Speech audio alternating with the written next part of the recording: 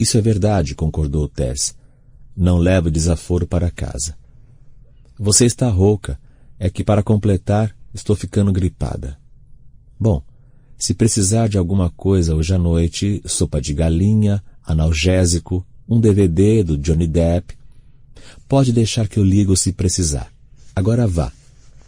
Mulheres estilosas à procura de exclusivas calças tamanho 36 de Ann Taylor estão contando com você. Ah, não enche, disse Patsy e desligou, rindo. Tess pegou o café de cima do balcão. A arma estava ali também, ao lado do açucareiro. Não era exatamente uma imagem de Dalí, mas chegava perto. Então a imagem se duplicou quando seus olhos se encheram de lágrimas. Foi a lembrança de sua própria voz feliz que provocou isso, o som da mentira que ela agora viveria até que parecesse verdade. Seu desgraçado, berrou Tess, seu filho da puta desgraçado, eu te odeio. Ela havia tomado banho 2 vezes em menos de 7 horas e ainda se sentia suja. Tinha se lavado, mas achava que ainda podia senti-lo lá dentro, sua. Porra! Tess se levantou de repente. Pelo canto do olho percebeu o gato assustado disparar pelo hall e ela conseguiu chegar à pia bem a tempo de evitar uma bagunça no chão. Vomitou o café e o cereal ao mesmo tempo de uma só vez. Quando teve certeza de que tinha acabado, pegou a pistola e subiu para tomar outro banho. 21. Depois de sair do chuveiro e vestir seu confortável roupão felpudo, Tess se deitou na cama e pensou aonde deveria ir para fazer sua ligação anônima. Algum lugar grande e movimentado seria a melhor opção. Um lugar com um estacionamento para ela poder desligar e ir embora depressa. O shopping de Stoke Village lhe pareceu uma boa opção. Também havia a questão de qual autoridade chamar. Colvick ou a polícia de lá seria tipo aquele personagem competente do desenho animado The Put Dog, que não consegue fazer as coisas direito. Talvez a polícia estadual fosse melhor, e ela deveria escrever o que ia falar. A ligação seria mais rápida assim, e seria mais difícil esquecer algum...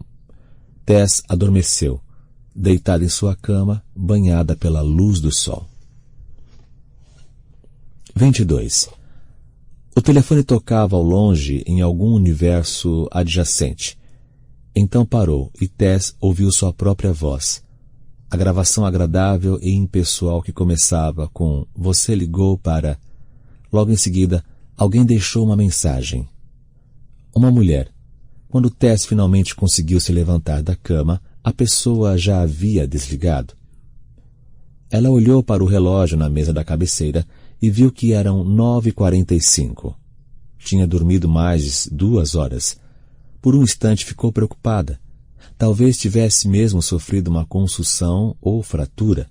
Mas depois relaxou. Fizera muito esforço físico na noite anterior. A maior parte tinha sido extremamente desagradável, mas esforço era esforço. Cair no sono de novo era natural. Quem sabe ela até tirasse outra soneca naquela tarde. Outro banho tomaria, com certeza. Mas primeiro tinha algo importante a fazer. Um dever a ser cumprido. Vestiu uma saia longa de tweed e uma blusa de gola rolê que, na verdade, era grande demais para ela e batia na parte de baixo do queixo, o que era ótimo. Passou corretivo no hematoma da bochecha. Não conseguiu cobri-lo completamente e nem seu maior par de óculos de sol esconderia os olhos roxos. Os lábios inchados eram uma causa perdida, mas a maquiagem ajudou mesmo assim. O próprio ato de aplicá-la a fez se sentir mais ancorada à vida, mais no comando. No andar de baixo, apertou o play da secretária eletrônica, achando que a ligação provavelmente era de Ramona Norville, fazendo o telefonema de acompanhamento de praxe. Nós nos divertimos. Esperamos que você tenha se divertido também. O retorno foi ótimo. Por favor, apareça de novo. Nem morta, blá blá blá blá. Mas não era Ramona. A mensagem era de uma mulher que se identificou como Betsy New. Ela disse que estava ligando da Steiger Inn. Como parte do nosso empenho em desencorajar a mistura de bebida e direção, nossa política é fazer uma ligação de cortesia para as pessoas que deixam seus carros em nosso estacionamento após fecharmos, disse Betsy New. Seu Ford Expedition placa 775NSD de Connecticut ficará conosco até às 5 da tarde de hoje. Depois das 5, ele será rebocado para a oficina Excellent Auto Repair, John Higgins Road, 1500, North Colvick, e as despesas sairão por sua conta. Por favor, não se esqueça que nós não temos sua chave, senhora. Você deve tê-la levado. Betsy New fez uma pausa. Estamos com outra coisa que lhe pertence, então, por favor, venha até o escritório. Lembre-se de trazer algum documento de identificação. Obrigada e tenha um bom dia. Tess se sentou no sofá e riu. Antes de ouvir a gravação da tal Betsy, ela havia planejado ir ao shopping em seu Expedition. Não tinha mais bolsa, não tinha chaveiro, não tinha a droga do carro, mas ainda assim havia planejado andar até a entrada da garagem, entrar no carro e... Ela se recostou nas almofadas, gritando e socando a coxa.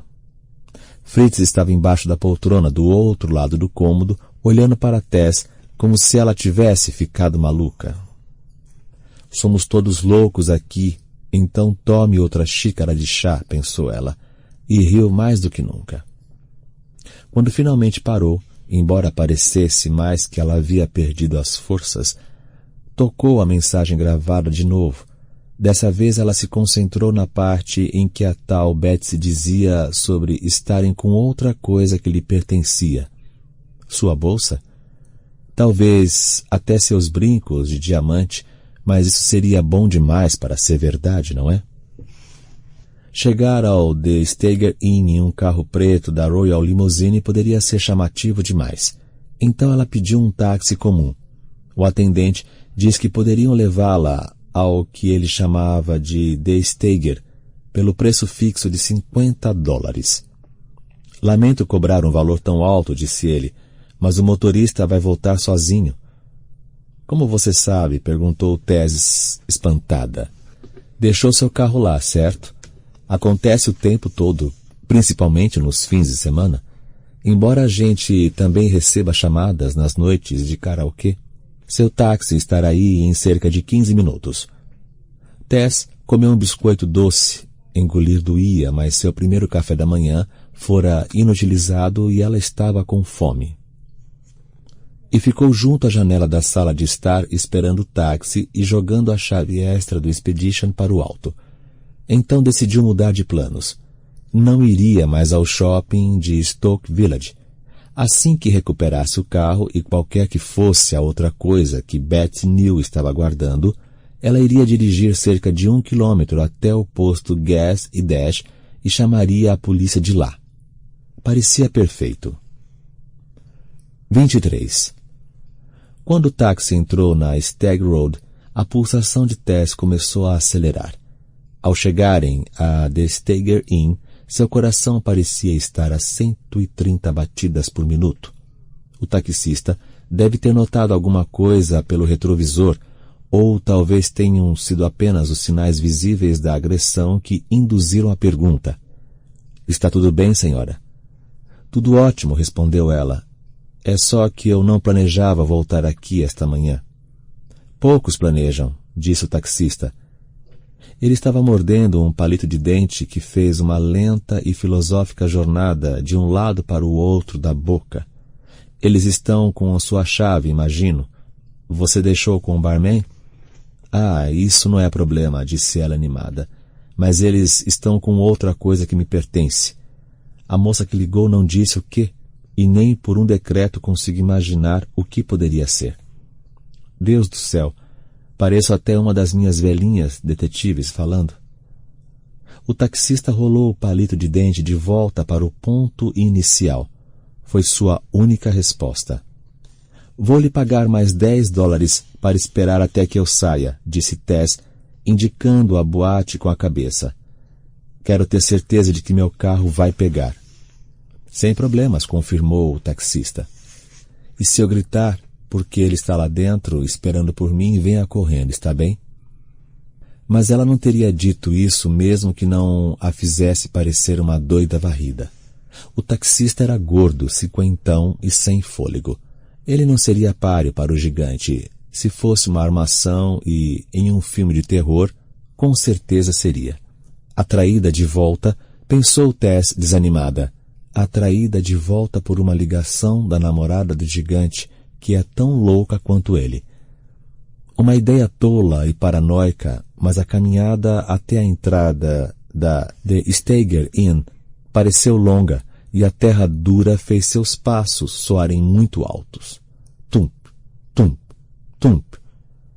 O estacionamento, que parecia um mar de carros na noite anterior, estaria deserto se não fossem 4 automóveis, o Expedition entre eles.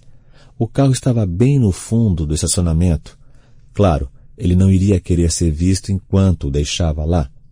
Dava para ver o pneu esquerdo da frente. Era velho e preto, diferente dos outros 3. Mas fora isso, parecia tudo bem. Ele havia trocado o pneu. É claro, de que outra forma poderia ter levado o carro para longe de seu parque de diversões, seu matadouro. Ele levou o carro até ali, estacionou, voltou para a loja abandonada e então foi embora em sua velha picape F-150. Que bom que não cheguei aqui mais cedo ontem.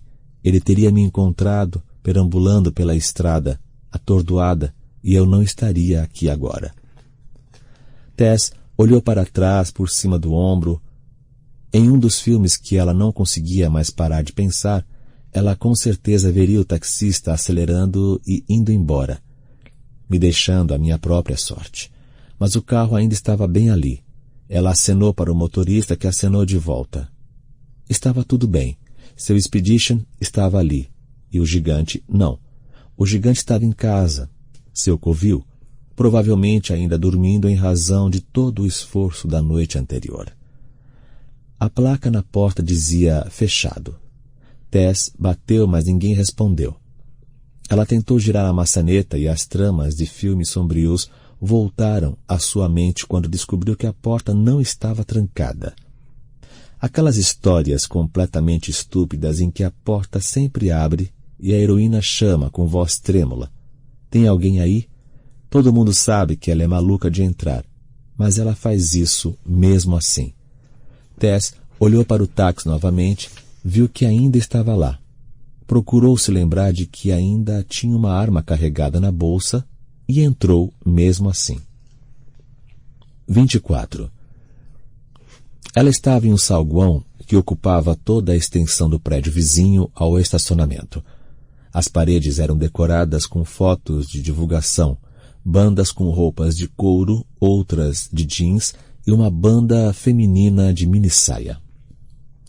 Um bar auxiliar se estendia após a área da chapelaria. Não havia banquinhos, apenas um balcão onde se podia tomar um drink enquanto se esperava por alguém ou se o bar lá dentro estivesse lotado. Uma única placa vermelha brilhava acima das garrafas enfileiradas. Budweiser.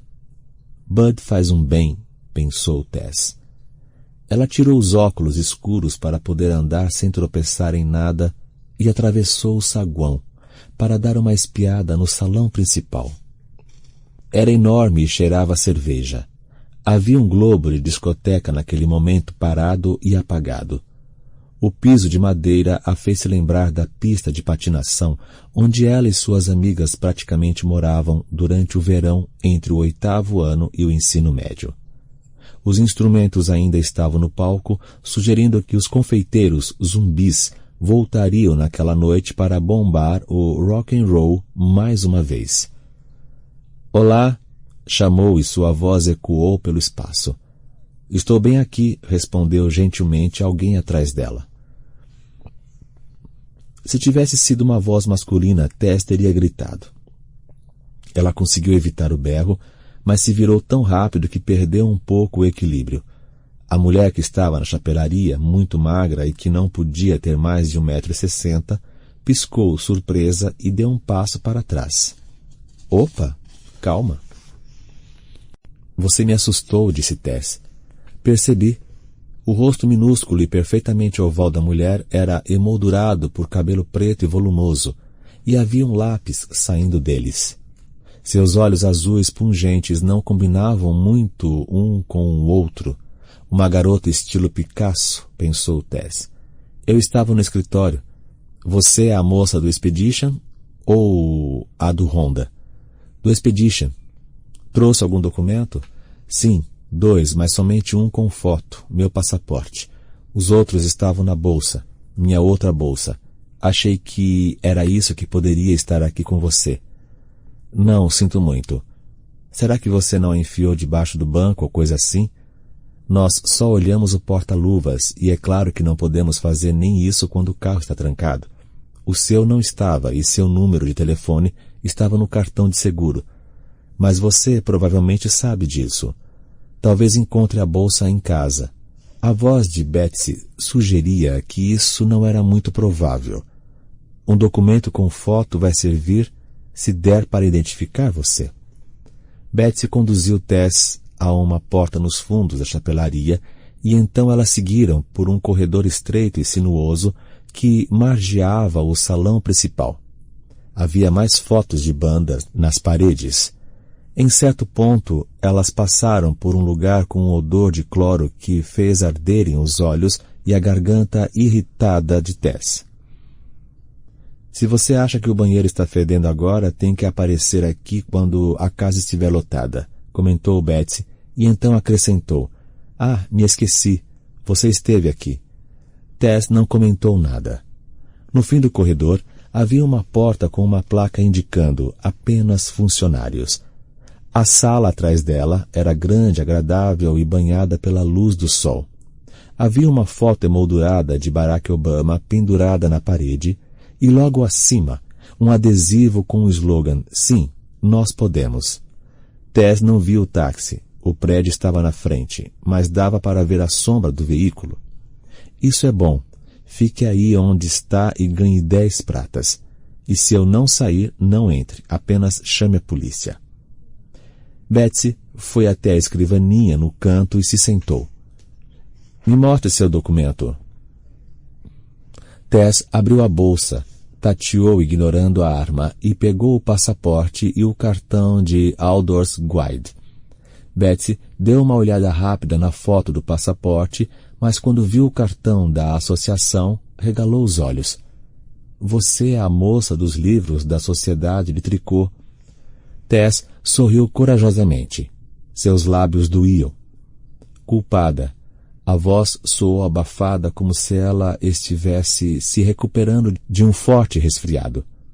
Minha avó adora seus livros. Muitas avós adoram, disse Tess.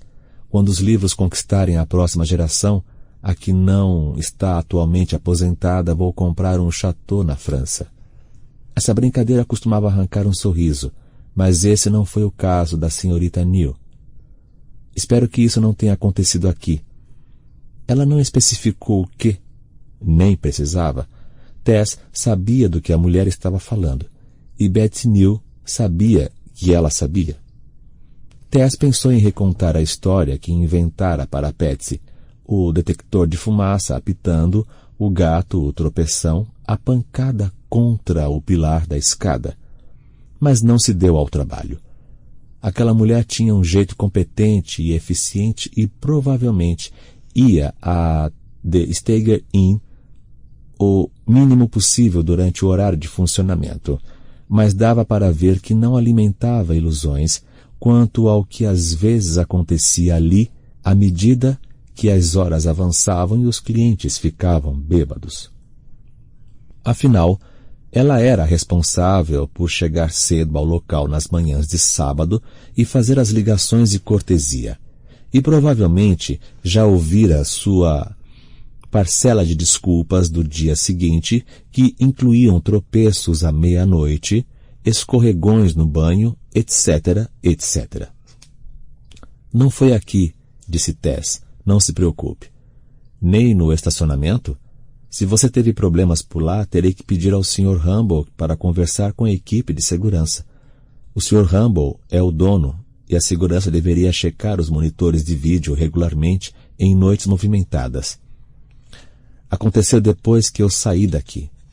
Agora tenho mesmo que fazer uma ligação anônima, se ainda pretendo contar o que houve, porque estou mentindo e ela vai se lembrar. Se ela ainda pretendia contar, claro que sim, certo? Sinto muito. Betsy fez uma pausa, parecendo em conflito consigo mesma. Então disse, não quero ofender você, mas você não tem nada a ver com um lugar como este para começo de conversa.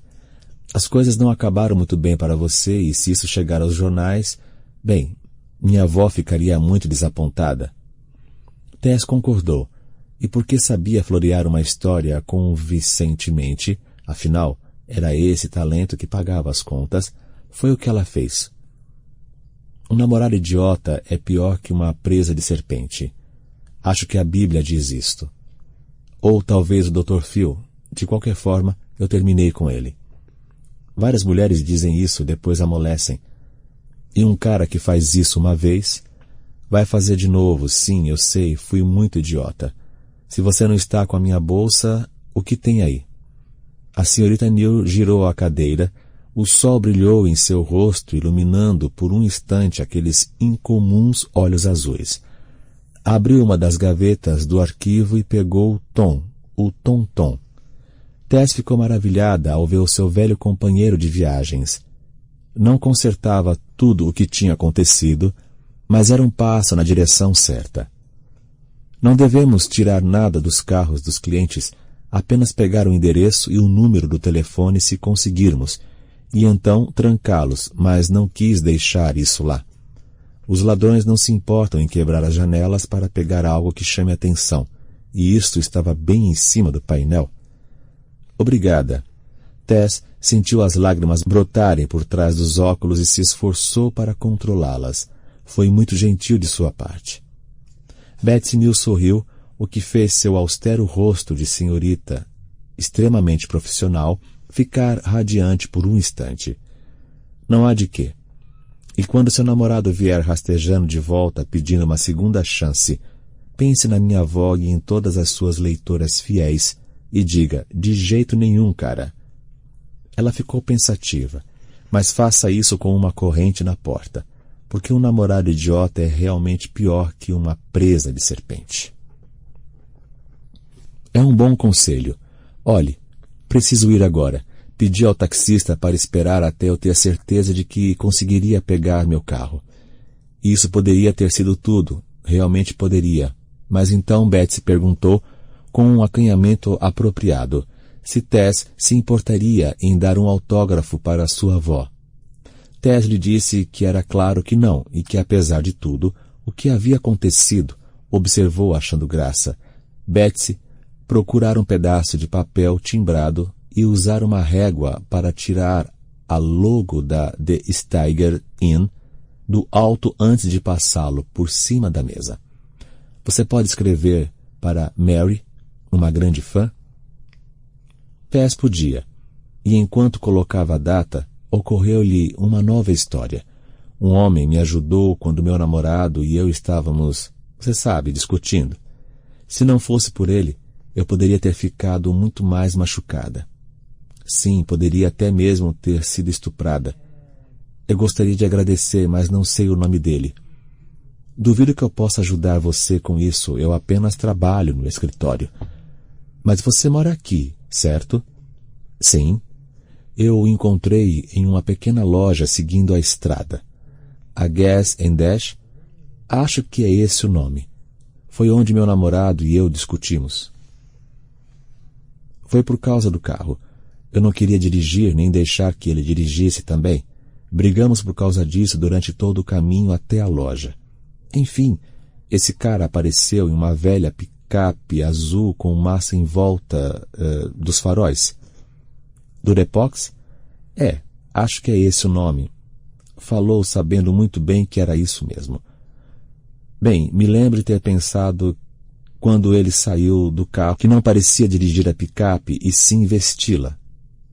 Quando Tess entregou o papel autografado por cima da mesa, viu que Betsy New agora sorria. Ah, meu Deus, acho que sei quem ele é. Sério? Ele era grande ou muito grande? Muito grande, disse Tess, sentindo uma felicidade cautelosa que não parecia localizada em sua cabeça, mas no meio do peito. Era como se ela sentia quando as pontas de uma trama excêntrica começavam a se unir, firmes com as alças de uma linda bolsa. Ela sempre ficava ao mesmo tempo surpresa e nada surpresa quando isso acontecia. Não havia satisfação igual. Você notou se ele usava um anel no dedo mínimo com uma pedra vermelha? Sim, como um rubi, só que grande demais para ser verdade, e um boné marrom. Betsy assentiu. Com manchas brancas. Ele usa essa porcaria há 10 anos. É do gigante do volante que está falando. Não sei onde ele mora, mas é por aqui. Deve ser de Colvick ou Nestor Falls. Eu o vejo pela região. No supermercado, na loja de ferramentas, no Walmart, lugares assim. E quando a gente o vê, não dá para esquecer.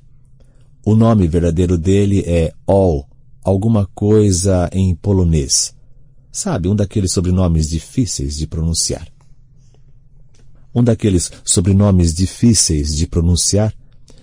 Strelkowicz, Stankovic, algo assim. Aposto que posso achá-lo na lista telefônica, porque ele e o irmão têm uma transportadora, Hawk Line. Acho que é esse o nome. Ou talvez Eagle Line. Só sei que o logo tem um pássaro. Você quer que eu procure? Não, obrigada, disse Tess de maneira gentil. Você já ajudou bastante e o taxista está esperando. Certo. Agora faça um favor a si mesma e fique longe desse seu namorado. E longe da Steiger. É claro que se contar a alguém que lhe disse isso, eu vou ter que matar você. Justo, disse Tess sorrindo. Acho que eu mereceria isso. Na porta, ela se virou. Pode me fazer um favor? Diga. Se você encontrar o Al alguma coisa em polonês pela cidade, não comente que falou comigo. Ela abriu um sorriso ainda maior. Seus lábios doeram, mas continuou sorrindo mesmo assim. Gostaria de fazer uma surpresa. Quero lhe dar um presentinho, ou algo assim. Sem problemas. Tess se demorou um pouco mais. Adorei seus olhos. Betsy deu de ombros e sorriu. Obrigada. Não combinam muito um com o outro, não é? Isso costumava me deixar constrangida, mas agora... Agora você já se acostumou com eles, afirmou Tess. Fazem parte de quem você é. Acho que sim. Até consegui alguns trabalhos como modelo quando tinha 20 anos, mas sabe, às vezes é melhor não deixar que certas coisas façam parte de nossa vida, como homens de gênio ruim. Quanto a isso, Tess concordava totalmente. 26. Ela se certificou de que seu Expedition pegaria, então deu uma gorjeta de $20 ao taxista em vez de 10. Ele lhe agradeceu, feliz da vida, e saiu na direção da I-84. Tess o seguiu, mas não sem antes plugar Tom no isqueiro e ligá-lo. Olá, Tess, cumprimentou Tom. Vejo que vamos viajar. Vamos para casa, Tommy, disse ela e saiu do estacionamento consciente de que dirigia com um pneu que fora colocado pelo homem que quase a matara. Ou alguma coisa em polonês. Aquele caminhoneiro filho da puta. Só vamos fazer uma parada no caminho. Não sei o que está pensando, Tess, mas é melhor tomar cuidado. Se ela estivesse em casa e não no carro, teria sido Fritz que diria isso. E Tess também não acharia estranho. Ela inventava vozes e conversas desde a infância, embora aos 8 ou 9 anos tivesse parado de fazer isso em público, a não ser que quisesse criar algum efeito cômico. Também não sei no que estou pensando, disse, mas não era exatamente verdade. Mais à frente ficava a interseção da US 47 com a loja Gas and Dash. Tess ligou a seta. virou e estacionou em frente aos 2 telefones públicos na lateral do prédio. Viu o número da Royal Limousine na parede de concreto empoeirada entre eles. Os números pareciam meio tortos e inclinados, escritos por um dedo trêmulo. Sentiu um calafrio subir pelas suas costas e passou os braços em volta do corpo, abraçando-se com firmeza. Então saiu e andou até o telefone que ainda funcionava. A plaquinha com as instruções estava meio arranhada, talvez por um bêbado com uma chave de carro, mas ainda dava para ler as informações mais importantes. Ligações gratuitas de emergência, apenas tire o fone do gancho e aperte os números 911. Mole, mole, fácil, fácil. Ela apertou 9, hesitou, apertou 1 e então hesitou novamente. Visualizou uma pinhata e uma mulher pronta para acertá-la com um bastão. Em breve, tudo desabaria nela. Seus amigos e colegas saberiam que havia sido estuprada. Patsy McLean descobriria que aquela história de tropeçar em Fritz no escuro tinha sido uma mentira motivada pela vergonha, e que Tess não confiava nela o bastante para contar a verdade. Mas isso não era o mais importante. Ela achava que poderia aguentar um pouco de escrutínio público, principalmente se isso impedisse que o homem que Betsy New chamara de gigante do volante viesse a estuprar e matar outra mulher. Tess percebeu que até mesmo poderia ser vista como uma heroína, algo que teria sido impossível até mesmo de considerar na noite anterior, quando urinar doía a ponto de fazê-la chorar e sua mente não parava de voltar para a imagem de sua calcinha roubada no bolso da frente do macacão do gigante. Só que... Mas e quanto a mim? Perguntou ela de novo. Falava bem baixinho enquanto olhava para o número de telefone escrito na poeira. O que eu ganho com isso? E pensou, eu tenho uma arma e sei usá-la. Colocou o telefone no gancho e voltou para o carro. Olhou para a tela de Tom, que mostrava a interseção da Stag Road com a Rota 47. Preciso pensar melhor nisso, disse ela. O que há para pensar? Perguntou Tom. Se você o matar e for pega, vai para a cadeia, estuprada ou não. É sobre isso que preciso pensar, respondeu Tess, e entrou na US 47 que a levaria para I-84. O tráfego na autoestrada estava tranquilo para uma manhã de sábado, e estar atrás do volante de seu Expedition era bom, reconfortante, normal. Tom ficou quieto até ela passar pela placa que dizia Saída 9, Stoke Village a 3 quilômetros. Então ele disse, você tem certeza de que foi um acidente? O quê? Tess tomou um susto. Ela havia escutado as palavras de Tom saindo de sua boca, pronunciadas com a voz grave que sempre usava para a metade inventada de suas conversas de faz de conta. Era uma voz bem parecida com a verdadeira voz robótica de Tom, o Tom-Tom, mas não parecia um pensamento seu. Você está dizendo que o desgraçado me estuprou por acidente? Não, respondeu Tom. Estou dizendo que, se fosse por você, teria voltado pelo mesmo caminho da ida, este caminho, a I-84, mas alguém deve ter uma ideia melhor, não é? Alguém conhecia um atalho. Sim, concordou ela. Ramona Norville. Ela pensou um pouco e então balançou a cabeça. Mas isso me parece meio forçado demais, amigo. Tom não respondeu nada. 27. Ao sair da Gas and Dash, Tess planejara entrar na internet para ver se localizava uma transportadora, talvez pequena e independente, que atuasse em Colvik ou em uma das cidades próximas. Uma empresa com o nome de um pássaro, provavelmente Hawk ou Eagle alguma coisa. Teria sido o que as senhoras de Willow Grove fariam. Elas adoravam seus computadores e estavam sempre mandando mensagens umas para as outras como se fossem adolescentes. Fora isso, seria interessante confirmar se sua versão de investigação amadora funcionaria na vida real.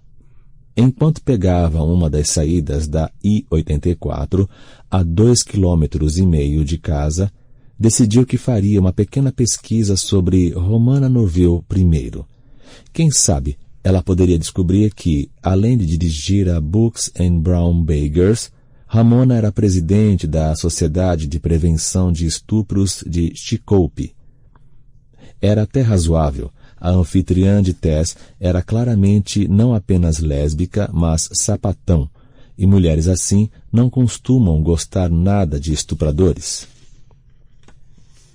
Muitos incendiários são bombeiros voluntários onde moram, observou Tom quando ela entrou na sua rua. O que isso quer dizer? Perguntou Tess. Que você não deveria eliminar nenhum suspeito com base em suas afiliações públicas. As senhoras da sociedade de tricô nunca fariam isso, mas, de qualquer maneira, pesquise sobre ela na internet, sugeriu Tom com uma voz de fique à vontade que Tess não esperava, e que era ligeiramente irritante. Que gentil de sua parte me dar permissão, Thomas, disse ela. 28.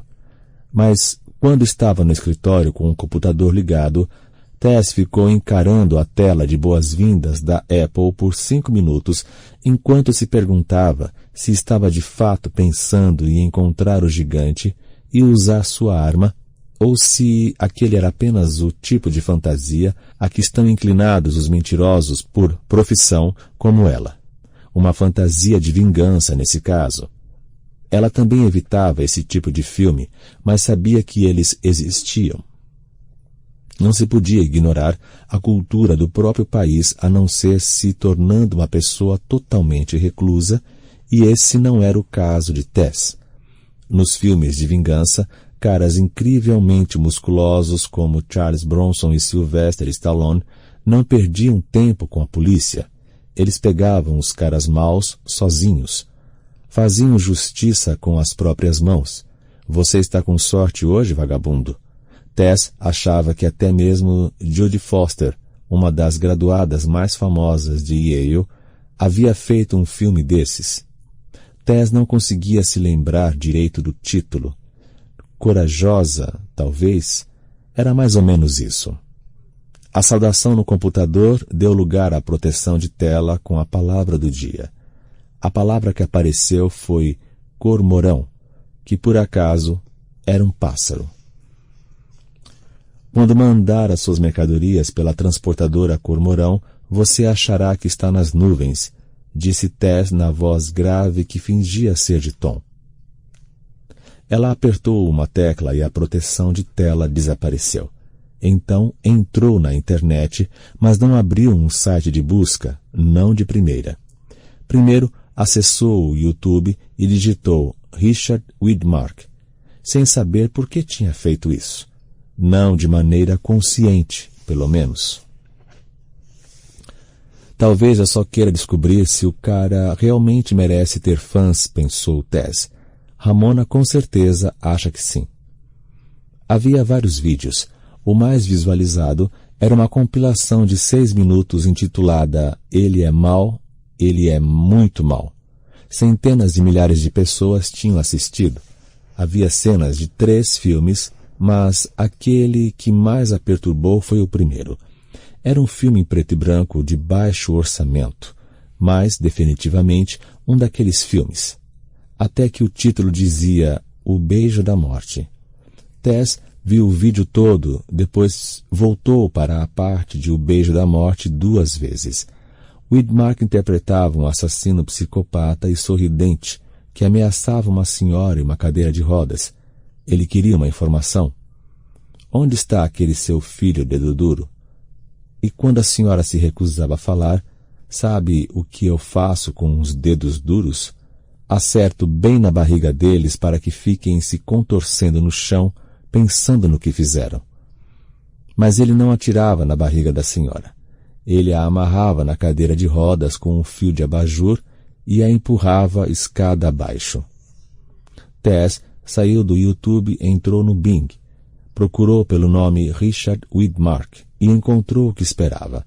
Dada a força daquele pequeno vídeo, embora ele tivesse feito vários filmes posteriores, quase sempre no papel de herói, tornou-se mais conhecido pelo papel do sorridente e psicótico Tommy Udall, de O Beijo da Morte. Grande coisa, disse Tess. Às vezes um charuto é apenas um charuto.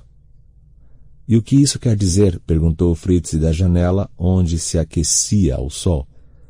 Quer dizer que Ramona provavelmente se apaixonou por ele depois de vê-lo interpretar o heróico xerife ou o corajoso comandante de um encouraçado ou algo do tipo.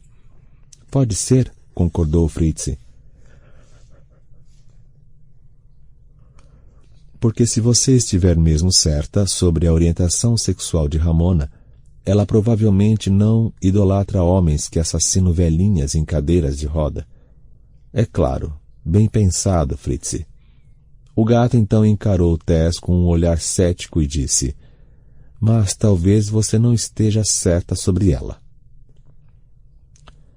Mesmo que não esteja, ninguém torce pelos bandidos psicopatas, afirmou Tess.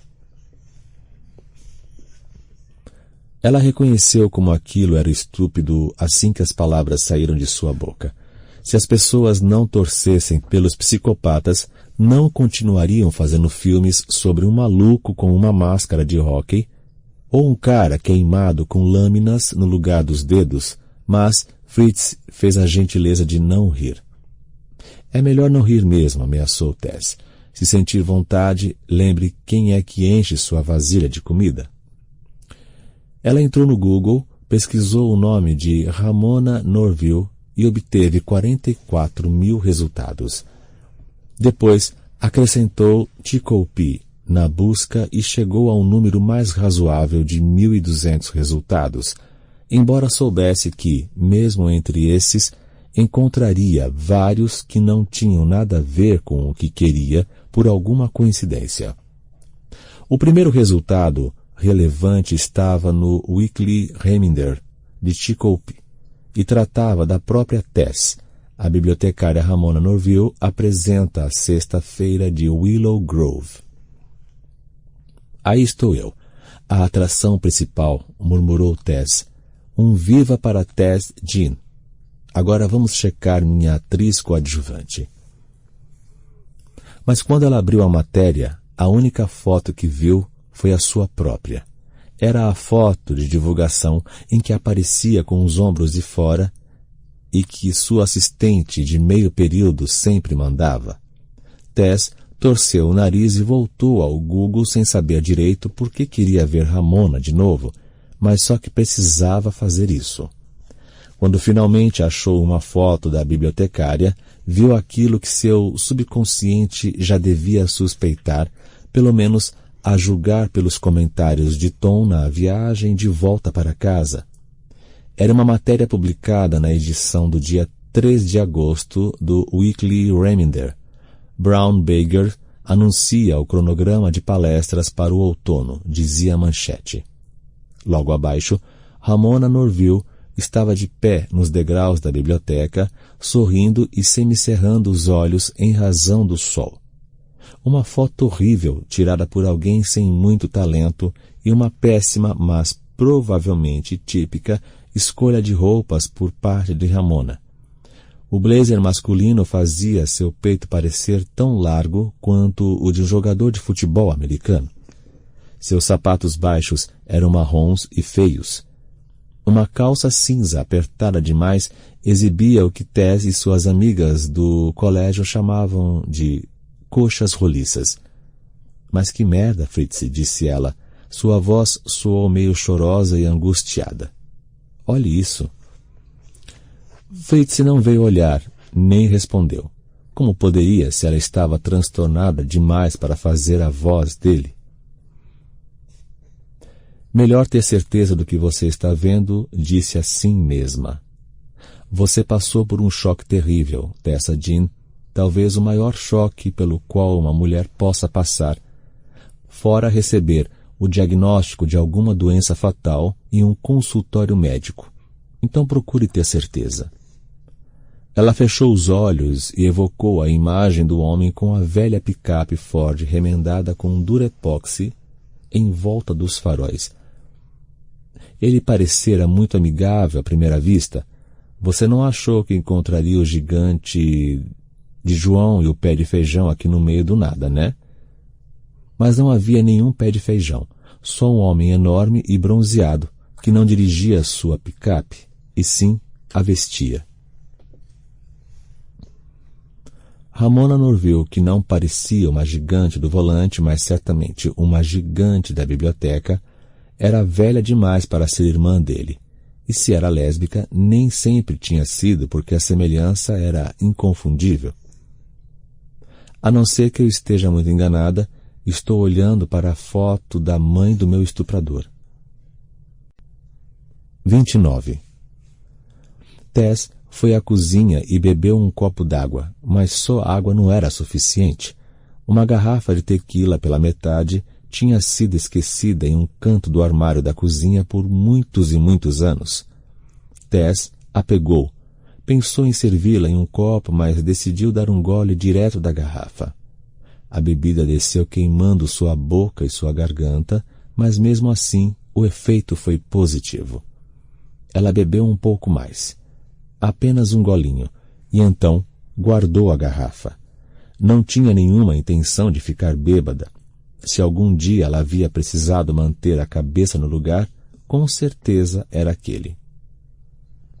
A raiva, a maior e mais genuína raiva que sentira em sua vida adulta e invadira como uma febre, mas não era nenhuma febre que ela conhecia. Tess a sentia correr pelo corpo como um soro estranho, frio do lado direito e quente do lado esquerdo, onde ficava o coração. E parecia não chegar nem perto da cabeça, pois sua mente permanecia clara. Na verdade, ficara mais clara depois de tomar a tequila. Ela caminhou em círculos várias vezes pela cozinha, a cabeça baixa, uma das mãos massageando os hematomas em volta do pescoço. Não lhe ocorreu que estava andando em círculos pela cozinha, assim como havia feito ao redor da loja deserta, depois de engatinhar para fora do cano que o gigante do volante pretendera que fosse sua tumba. Acreditava mesmo que Ramona Norville a havia mandado, ela, Tess, até seu filho psicótico, como uma espécie de sacrifício? Isso seria possível? Achava que não. Será que tinha como garantir que os dois eram mãe e filho, baseado em uma foto ruim e na própria memória? Mas minha memória é boa, principalmente para guardar rostos. Bem, pelo menos era o que ela achava, mas todo mundo devia pensar assim também, certo? Sim, e essa ideia toda é maluca. Você tem que admitir que é. Tess admitiu, mas já tinha visto coisas mais loucas em programas sobre casos policiais reais a que ela assistia. As senhoras no apartamento em São Francisco que durante anos mataram seus inquilinos idosos e os enterraram no quintal por causa do dinheiro do seguro social. O piloto de avião que matou a esposa e depois congelou o corpo para poder passá-lo pelo triturador de madeira atrás da garagem. O homem que jogara gasolina nos filhos e então os cozinhara como galetos para garantir que sua esposa nunca tivesse a guarda que a justiça havia lhe dado. Uma mulher que mandava vítimas para o próprio filho era chocante e improvável, mas não impossível. Quando se tratava de perversidade humana, parecia não haver limites.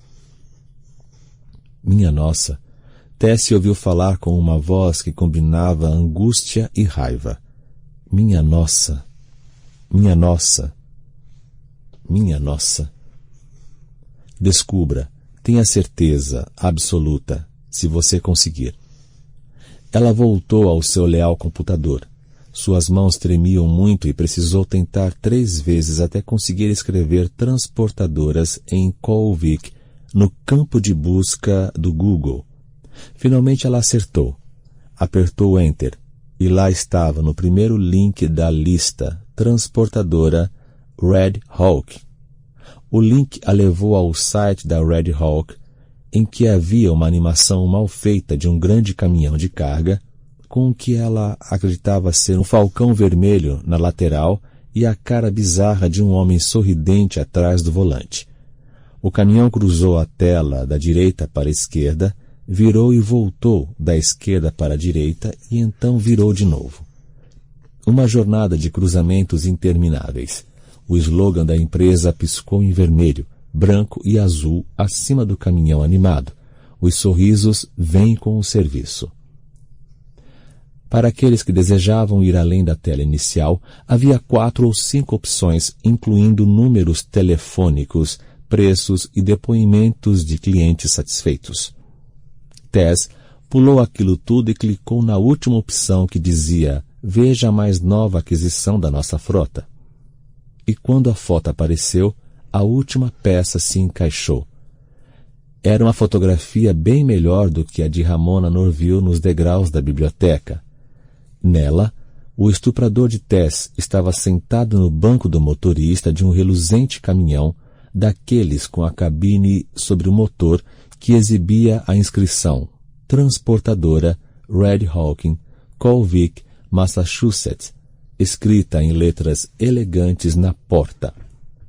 Ele não estava usando aquele boné marrom com manchas brancas, e o cabelo loiro, curto e espetado, revelado pela ausência do adereço, fazia com que ele parecesse ainda mais com a mãe, de maneira quase assustadora. Seu sorriso alegre, que parecia dizer, você pode confiar em mim, era o mesmo que Tess tinha visto na tarde do dia anterior. Aquele que ele ainda exibia quando disse, em vez de trocar o seu pneu, o que me diz de eu te fuder? O que acha? Ver a foto fez aquele estranho soro de raiva circular mais rápido em seu corpo. As têmporas de Tess latejavam, mas ela não sentia exatamente dor de cabeça. Na verdade, era algo quase prazeroso. Ele estava usando um anel de vidro vermelho. A legenda abaixo da foto dizia All Strelk, presidente da transportadora Red Hawk, visto aqui atrás do volante da mais nova aquisição da companhia, um Peterbilt 389 de 2008. Este incrível caminhão agora está disponível para os nossos clientes, que são os melhores de todo o país. Pode falar, All não parece um pai orgulhoso? Ela o ouviu chamando-a de vadia, chorona, desgraçada, e cerrou os punhos. Sentiu as unhas perfurarem as palmas de suas mãos e as enterrou ainda mais, saboreando a dor. Pai orgulhoso. Seus olhos não paravam de voltar para aquela frase, pai orgulhoso. A raiva corria cada vez mais rápido, circulando pelo corpo de Tess, como ela circulara pela cozinha, como circulara pela loja na noite anterior, alternando entre consciência e inconsciência, como uma atriz passando por uma série de holofotes. Você vai me pagar, All, e pode esquecer a polícia. Sou eu que vou aparecer para cobrar a dívida. E também havia Ramona Norville, a mãe orgulhosa do pai orgulhoso, embora Tess ainda não estivesse muito certa sobre ela. Em parte, porque não queria acreditar que uma mulher pudesse permitir que algo tão terrível acontecesse com outra, mas também porque conseguia imaginar uma explicação inocente. Chicope não era tão longe de Colvick e Ramona podia usar o atalho de Stag Road sempre que ia até lá. Para visitar o filho, disse Tess assentindo. Para visitar o pai orgulhoso desse novo caminhão. Quem sabe não foi ela a autora da foto dele atrás do volante? E por que ela não recomendaria a sua rota preferida para a palestrante do dia? Mas por que ela não disse, eu pego esse atalho toda hora para visitar meu filho? Não seria natural? Talvez ela não goste de falar com estranhos sobre a sua fase Strelk, disse Tess. A fase antes de ela descobrir o cabelo curto e os sapatos confortáveis. Era possível, mas E quanto aos pedaços de madeira com os pregos espalhados na pista? A armadilha. Ramona lhe indicara aquele caminho e a armadilha tinha sido colocada lá com antecedência. Será que tinha ligado para ele? Ligara e dissera: estou te mandando uma bem gostosa, cuidado para não perder? Isso ainda não quer dizer que ela esteja envolvida, ou pelo menos não intencionalmente envolvida. O pai orgulhoso podia ficar de olho em suas palestrantes convidadas. Isso não seria muito difícil. Nem um pouco difícil, afirmou Fritz, depois de pular na escrivaninha. Então começou a lamber uma das patas. E se ele visse a foto de uma que gostasse, uma razoavelmente atraente? Imagino que saberia que sua mãe a mandaria de volta pela... Tess parou. Não, isso não bate. Sem alguma dica da mamãezinha, como ele poderia saber que eu não estava voltando de carro para a minha casa em Boston, ou pegando um avião para a minha casa em Nova York? Você pesquisou sobre ele no Google, disse Fritz. Talvez ele tenha pesquisado sobre você, assim como ela. Dá para encontrar tudo na internet hoje em dia, você mesma disse. Isso parecia fazer sentido, mas ainda era pouco para convencê-la. Tess achou que só havia uma maneira de ter certeza. Fazendo uma visita surpresa à senhorita Norville. E olhando bem no fundo de seus olhos, quando a visse, se não encontrasse nada neles, além de surpresa e curiosidade pelo retorno da autora de Willow Grove, e dessa vez para a casa de Ramona, em vez da biblioteca, isso seria uma coisa. Mas se também visse medo neles do tipo, por que você está aqui e não em um bueiro enferrujado na Stag Road? Bem, isso seria interessante, Fritz, não é mesmo? Fritz a encarou com seus perspicazes olhos verdes, ainda lambendo a pata. Parecia inofensiva, mas tinha garras escondidas. Tess já as havia visto e algumas vezes as sentira. Ela descobriu onde eu morava. Vamos ver se consigo retribuir o favor. Tess voltou ao computador, dessa vez para procurar pelo site da Books and Brown Bakers. Tinha certeza de que encontraria um site. Todo mundo tem sites hoje em dia, até prisioneiros sentenciados à prisão perpétua por assassinato tinham sites. E estava certa. A Brown Bakers postava novidades sobre seus membros, críticas literárias e atas informais e nada resumidas de seus encontros. Tess clicou na última opção e começou a rolar a página. Não levou muito tempo para ela descobrir que o encontro do dia 10 de junho havia sido realizado na casa de Ramona Norville, em Brewster. Tess nunca visitara aquela cidade, mas sabia onde ficava. Havia passado por uma placa verde na estrada, indicando o caminho para lá quando seguia para a apresentação do dia anterior. Ficava apenas a 2 ou 3 saídas ao sul de Shakopee. Em seguida, encontrou os registros de impostos da cidade de Brewster e procurou até encontrar o nome de Ramona. Ela pagara $913,06 em impostos sobre uma propriedade no ano anterior que ficava na Alameda Lacebaker 75. Achei você, querida, murmurou Tess. Você precisa pensar bem no que pretende fazer, aconselhou Fritz. E até onde está disposta a ir. Se eu estiver certa, disse Tess, talvez bem longe. Ela começou a desligar o computador, então se lembrou de mais uma coisa que valia a pena checar. Embora soubesse que podia não dar em nada, foi ao site da Weekly Reminder e clicou em obituários.